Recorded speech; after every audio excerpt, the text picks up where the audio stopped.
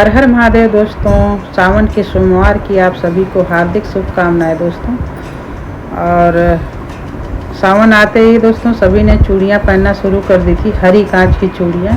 हम ही थोड़ा सा लेट हो गए थे, लेकिन आज सावन का सोमवार भी है और व्रत भी है, तो हमने कहा हरी चूड़ियाँ पहन के ही भगवान की पूजा करेंगे आज। तो हम तैयार हो गए हैं मंदिर जाने के लिए दोस्तों, और हमने कहा चूड़ियाँ पहन लेते हैं सबसे पहले। और इसके बारे में, इस व्रत के बारे में थोड़ा सा बताएंगे आप लोगों को कि ये व्रत क्यों रहा जाता है।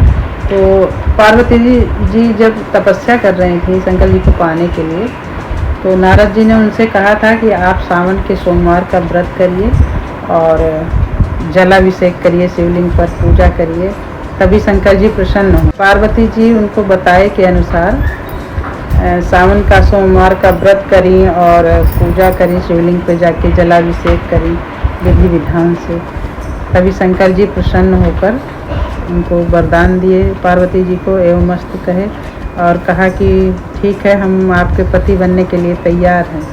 तभी से इस व्रत का महत्व है दोस्तों। और सभी महिलाएं सुहाग के लिए व्रत रहती हैं, ये सुहाग का व्रत है, तो सभी सुहागिन महिलाएं रहती हैं अधिकतर, बाकी रहते सभी लोग हैं, कुंवारी लड़कियां भी रहती हैं, जेंट्स भी रहते हैं। भगवान का व्रत करना कोई खराबी नहीं, आशीर्वाद ही मिलेगा।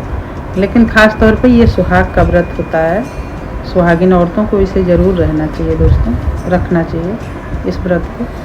तो आप लोग बताइएगा कि हमारा ये ब्लॉग कैसा लगा। अभी हम मंदिर जाएंगे दोस्तों और मिनी ब्लॉग डालेंगे मंदिर का, तो आप लोग बताइएगा दोस्तों, और लाइक कमेंट भी करिएगा।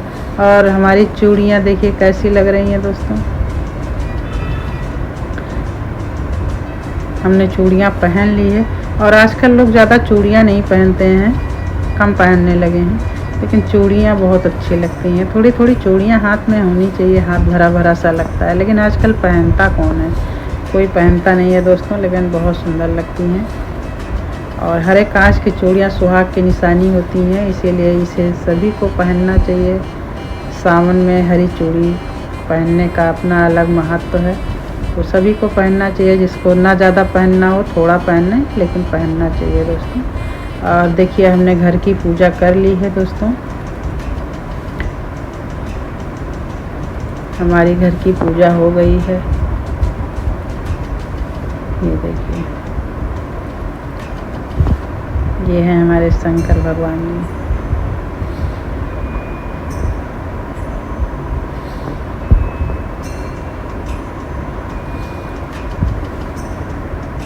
और ये है हमारे पूजा की थाली, जो मंदिर जाने के लिए हमने तैयार करके रखी दोस्तों। ये है अक्षत, मिश्री, पंचामृत, दिया, घी, कपूर, बेलपत्री, फूल, धतूरा, भांग, समी पत्र, सब कुछ है। और ये है चंदन, जल दोस्तों। इतना तो ज़रूरी होता है, बाकी तो बहुत कुछ होना चाहिए शंकर जी की पूजा में। हमारे पास इतनी चीज़ों की व्यवस्था थी, तो बस इतने से ही पूजा करेंगे हम। बाकी और बहुत सारी चीज़ें लगती हैं शंकर जी की पूजा में। कभी कहते हैं कि कभी इंसान पूजा में पूरा नहीं कर पाता है, और पूरा कहते हैं एकाध न एकाध कमी ज़रूर रखते हैं शंकर जी, पूरी पूर्ति नहीं करने देते हैं अपनी पूजा की सामग्री में, ये हमने सुना है। और ये देखिए हम आ गए थे शंकर जी के मंदिर दोस्तों, और बहुत सुंदर है, बहुत अच्छा लगता है मंदिर आके, जैसे लगता है कि ये शंकर जी का घर है, हम उनसे मिलने आए हैं।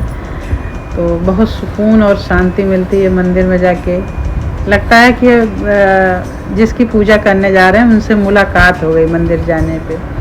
बाकी तो इंसान पूजा घर में भी करता है, लेकिन एक मंदिर जाने पे लगता है कि हम मिलने जा रहे हैं भगवान से, और मुलाकात हो गई है वहाँ पे पूजा करने। तो इसलिए जब ऐसा कोई पर्व होता है, त्यौहार होता है, व्रत होता है, तो मंदिर जाते हैं। बाकी डेली पूजा तो घर की ही होती है, घर ही में करते हैं हम लोग। और बहुत अच्छा मंदिर है दोस्तों। कई मंदिर हैं आसपास हमारे घर के, इसीलिए यहाँ पे अभी कम भीड़ लग रही है। एक मंदिर से तो हम वापस आ गए, क्योंकि वहाँ बहुत लंबी लाइन थी, दूसरे मंदिर में आए हैं। क्योंकि न्यूरो की समस्या है तो बहुत देर तक लाइन में नहीं खड़े होते ना दोस्तों, इसीलिए हमने कहा कि दूसरे वाले में दोनों में ही जाते रहते हैं दोस्तों। तो आप बताइएगा ये ब्लॉग हमारा कैसा लगा।